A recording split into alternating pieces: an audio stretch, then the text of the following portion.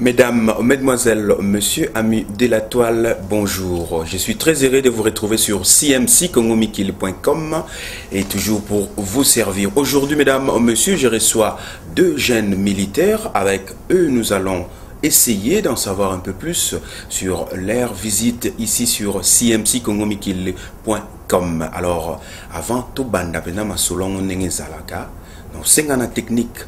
Balancer les éléments Oyo et puis on se retrouve juste après. Si vous aussi voulez apparaître sur le site numéro 1 congolais kongomikili.com, que vous voulez faire de la promotion pour vos artistes ou afficher des bannières publicitaires ou encore venir défendre vos opinions politiques, appelez ce numéro, le 0032 26 46 81 28 ou envoyez un email à europe@kongomikili.com et on vous donnera une réponse, c'est certain. Voilà, de retour ici sur ce studio, ce plateau de cmckongomikili.com où je vais m'entretenir avec mes deux invités qui sont des militaires, Beta Masolo, Nabango, Mapinga, Yapoto. Masolo nini ba memeli biso sur cmckongomikili.com et on a retourné bango ba question. Na loboko na ngai ya mobali ndenge bozoko mona wana ezali ndeko mobali babengi Eddie, bonjour. Bonjour sir. Voilà, dans le beau comme moi si, Ezali Didier, bonjour. Bonjour. Voilà, baza deux soldats, des militaires, bah au talabiso lelo na cmckongomikili.com. La première question na retourne avant Ezali, d'abord, bah lati bateni boy, ngana bing bon militaire parce que na moni bateni. Didier, Eddie, bolati bateni nzakomba nde toloba na lingala nzakomba lelo boy na kongomikili.com.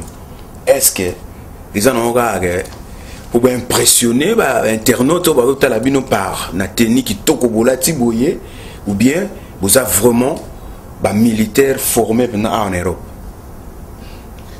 Bon, liboso nanu topesi nanu salutation na batutu o nyoso bazolanda biso bateni oso tolati eza penza mérité eza te ke na kendo somba na marché mo bete eza ma mérité eza par rapport ya musala nasala qui en Europe. Bon, nasala kuna pendant 3 ans notre tikango déjà mais ça blomo mérité ça bateni à balabala te ou bien quoi ça blomo m'a mérité que ou l'accès qui mobali voilà tu bien vers. Ah d'accord. Donc voilà, donc déjà vraiment bateni nous confirmer on a que non aux appena mapinga aux appena soldats militaires formés à nakati ya Europe. Alors formation na yo aux alaki aux oaki on mboka nini et puis les oaki combien de temps et ça laki combien de temps et puis ceux pour web ça va internautes au succès na niveau nini c'est-à-dire grade nini et puis spécialisation na yo nakati ya armée les alaki nini s'il te plaît. Ok, merci pour la question. La formation na Hollande, Pays-Bas, na ville de Eindhoven. Bon, ils ont 3 ans. Pendant 3 ans, 4 mois à Liboso, spécialisation, tu as qui d'abord ma militaire, il y a qui formation générale militaire, bon, dans le groupe, il y avait au moins 16 personnes. Sur 16 personnes, tu as la son abo sanité 6 personnes bon bako ba selection 2 personnes au bakata dans la formation sur les cas après aussi ça na bango elongo il a fait de 8 personnes mais peloton to la to banda il y a 130 personnes mais aussi ça peut bisonner sur après 4 mois là na gender au sala permis na zone permis de conduire il y a jeep na go donc voiture normale pourtant na si ça on a au sala quelques semaines nagenda qui ont permis de conduire un char de combat na aussi lisawana après quelques temps na s'intéresser soutenir na chauffeur et char na aussi la permission ba changer na yo comme na aussi formation ya sniper eza ba tireur d'élite na ça qui ont au moins 12 semaines après na yo ça la moi formation mususu ya mitraillette .50 eza na ba blindé besoin mitraillette moi bundana va blindé donc top .50 peut-être licence nangola qui à peu près licence moi à peu près 50 cm pour nous clarifier un peu on est na mitraillette donc on peut na ça là tous ça va courir blindé va former ba militaire nous former militaire on peut aussi ça qui est spécialisation na spécialisation nous sont dans ces plein mais là qui a tireur d'élite. Voilà, donc on a dit spécialité naïe ou spécialisation naïe et zalaki tireur d'élite nagati ya armée néerlandaise nenga yebsibino en formation naïe zaki na pays ba na Eindhoven boye bien ogara ba ndeko bolanda foot boye que non équipe mo izala kana ba benga PSV pardon Eindhoven. Nazwa Didier la même question pe dans tout nayo formation nayo évidemment oui ça psoka que non au mérité pena tenir au la tenir qui toko respect d'abord respect na bino des jeunes gens vraiment au bête pena tenir pena armée pena les la ça pena ya qui toko na sepeli a trop nga pena na sepeli alors formation nayo ils ont qui combien de temps spécialisation nayo ils allaient pena nini na katia armée yo posa qui na Hollande. Oui. Merci pour la question. On a fait un peu de lelo. Donc, ndenge moninga na sur le bateau, ça la formation juste 4 mois. Donc, formation générale pour les militaires, on se défendre dans le terrain. 4 mois. Après, Wanande, on se spécialise dans le Koyo Lingi, donc la direction estébélée dans boulot mili. Alors, moi j'ai fait infanterie, blindé. Donc, dans 4 chars, 3 personnes. Il y a chauffeur, il y a un tiraka, un commandant. Alors, on a un tiraka d'habitude normalement. Alors, je l'ai fait pendant tout ma carrière dans la 2 ans à l'armée néerlandaise. Dans la province, il y a Groningen, mais ville, il y a Assen. Voilà, donc spécialisation des aïgota char, donc char, pendant que nous bien au malamou.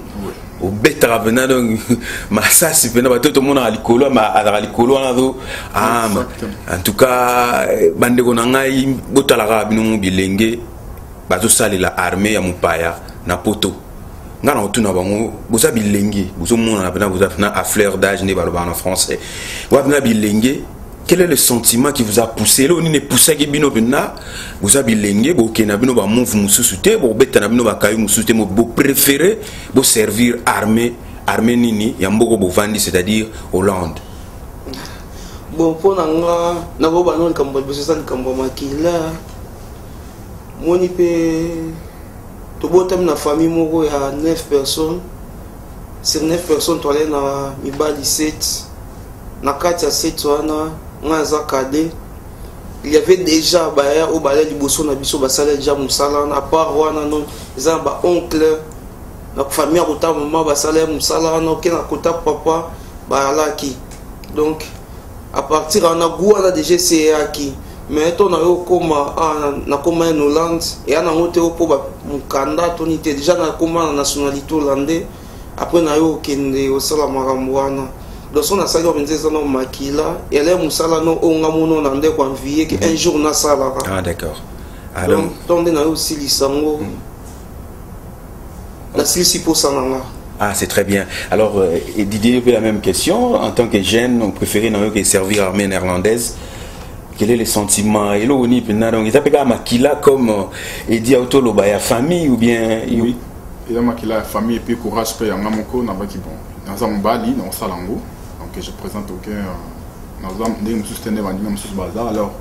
il y a mon oncle mon papa et puis ma cousin ça a depuis Congo alors on a une famille donc c'était bien passé en tout cas ils allaient nous bien encouragé faut être sportif et puis moral il faut savoir que papa là qui est légionnaire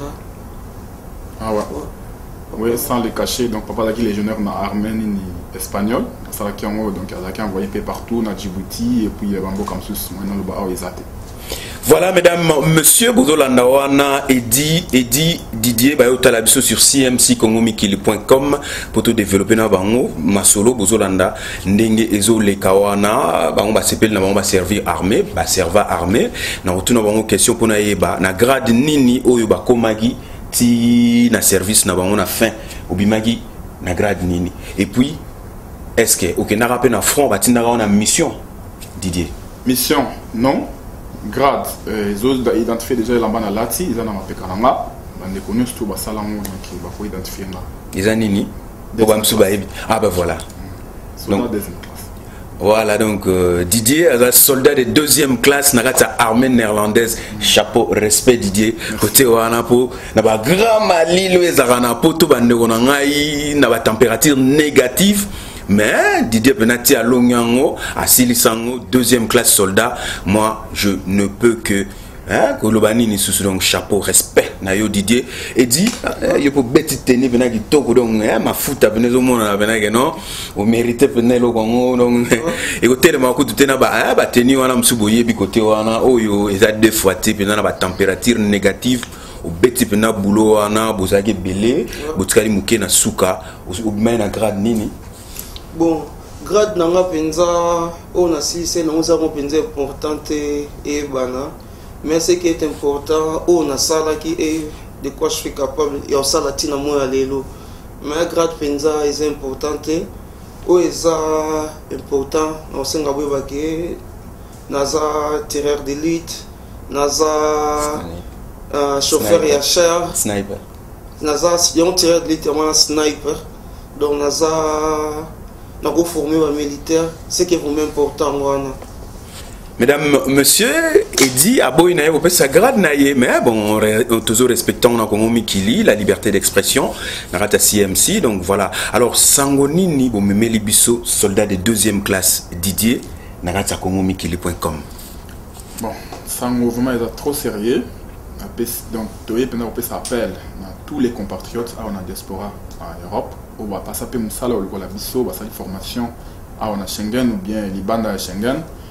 Bakoka ko rejoindre rémission dans le numéro et comme avec grand tout sur là ma solo est belé dans baningam sous passer l'expérience belé donc tout cas la expérience entre nous. Nedi sur compléter là-dessus. On a pas compléter car tous on a besoin les hommes de moi les hommes de mais tout ça moi association moi boye ba soldat ya poto donc tout ça on a ba militaire nyonso ex militaire d'origine diaspora d'origine congolaise. À préciser bien d'origine congolaise. Au Basala, boulot mili, que ce soit en Amérique ou bien au Canada, tout ça, que tout le monde boulot, tout ça, dans mon expérience, place à ça, les langues, peut-être nanda ko ba comprendre até, so je vais expliquer, mais entre nous, tout kabula expérience. Donc tout coutana les amants belé au sala donc tous senga boya mamnyo so yaza ulubana TV na internet pardon mais boya o boya ba comprendre mamweza au sala les donc belé toi on a besoin ya mutunyo sur expérience mutunyo so na moment où voilà bandeko na ngai Edina Didier ba yota la biso na Congo Mikili po ba lancer appel na bango ne ba lobi wana ba soldat ya poto eza association na bango ba sali ba bengi bino nyonso toutes les personnes qui ont eu la formation militaire à na poto beaucoup en ensemble et puis pour réfléchir ensemble pour na iloko nini beaucoup réfléchir je ne sais pas, c'est à toi de le dire na ba internaute na appel au lancer na ba soldat oyo ba formation lokola yo beaucoup kutana wapi et puis pour sala nini combo déjà ba soldat ya poto beaucoup kutana wapi et puis pour sala nini pour ba msusu ba ali na Europe te ba msusu ba na Canada. Alors comment ba ko rejoindre bino? Bon pour nous rejoindre biso c'est facile, numéro est en affiché beaucoup ko rejoindre biso pour nous kutana Belgique. Place ils ont la communiquer tant au benga place ils ont la communiquer sur téléphone toi bisayo place to kuta mais ils ont en Belgique Didier date ils ont communiquer par téléphone c'est exactement donc tous les lobamo on a ami nanga collègue ninga donc ndenge expliquer bien ndenge pe voilà alors na zo moment que na formation na bino pendant étape na formation na bino Didier et dit yo pokendaki mission moko boye précise ou bien ou suga ino ka pour grade to éviter mais bon tu comprendre que nous attirer d'élite te ba mission tarat ta tout passé na monde donc la mission elle a belé mais inutile le bilan donc elle a belé ka voilà Didier adam tout monde a sentir pendant lingi ko fungwa mabena benate ala kudu webi ka terme wana la commando ba ngo ba bena mingite ba ngo c'est l'exécution mesdames monsieur voilà le message est passé ba congolais pe boaki belé quand même na formation na parce que boaki na bande ko congolais ou bozaki formation na temps na ouais nga ton a comme pénépéna silisa ma samsu bayaki que j'ai sali d'avance junior kunga na msope bayaki ba sala moi formation la bon pe ba silisa ki mais ndezalaka que toyaka mutu na mokili esali ke ya kenda ofanda kote mosu po kofanda kote mosu me contact mpenza eza makasi lisu te me par rapport ya message oso azoyokanga mpe esala bien aya parce que nayebi de quoi il est capable. Ok. Donc nayebi tozela. Voilà. Didier? Oui, on a plein de gens comme ça congolais. Mingité justement quoi, na caserne tout ça chez eux et même caserne. Grand frère dans la dénar dont on entend en communauté à Yebinga, à Kotakbisu a déjà avancé dans le niveau. Alors, on a zakon à mon qui m'a PCP Mbote Sika. Ce qui a un conseil à PC parce qu'il y a zati le lance de service. Voilà, mesdames, messieurs, je ne sais pas ce qui est dit aux un message particulier, soit les à ajouter, ou soit peut-être il y avait une question, il fallait na tunité. Donc, tu as le micro. Bon, il y a pas tellement, mais là, on a le bakaka, et ça, tomeka business ba congolais, tomeka aux Olympiques, na moi liloba moko. Tomeka aux Olympiques, na moi liloba moko, bolingo penze zonga entre biso ba congolais, parce que séparation comme mingi entre communautés.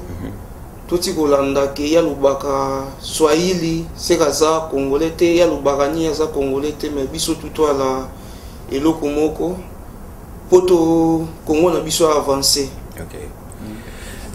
Didier, il spreekt je Nederlands? Tuurlijk. Je kan zeggen in Nederland? Ja, zeker. Ja, wat ik kan zeggen, het is ja, leuk dat jullie kijken. We zijn blij. Jullie hebben ons gehoord.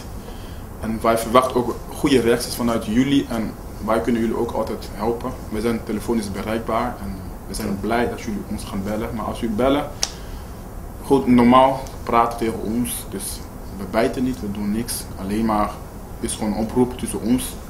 Iedereen die militaire dienst heeft gedaan, gewoon ons aanmelden en dan kunnen we gewoon verder praten. Dankjewel, dankjewel. En jij? Bon, nagolo bon na linga la pena bon na néerlandais. Ikamusu pa muke ali na bike diaspora et s'attendait moni à des militaires. Fait balu bien moté mais beau comprendre biso. Biso toza togolo ba makamu na internet cité. Mais na bi ba posa na bino. To ba posa makamu bonge boyoka. Bo permettre biso bo pesa biso temps to kutana baninga. Après tu la bino message. Mais na temps au bo pesa biso botika no temps na temps. Vous avez peu saisi satisfait na moi message à mon pied. To fongola makamu na sima. Ah, donc il a au moins de se préparer na c'est. Toye bango soto utana baninga. Voilà.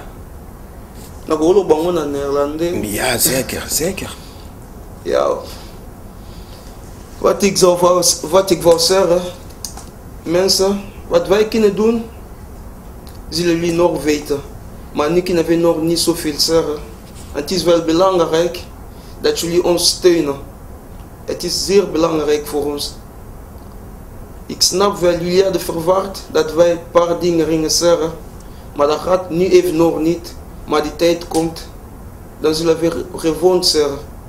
Wees gerust, we zijn niet bang. We zijn gewoon onderweg naar iets. Ja. Merci.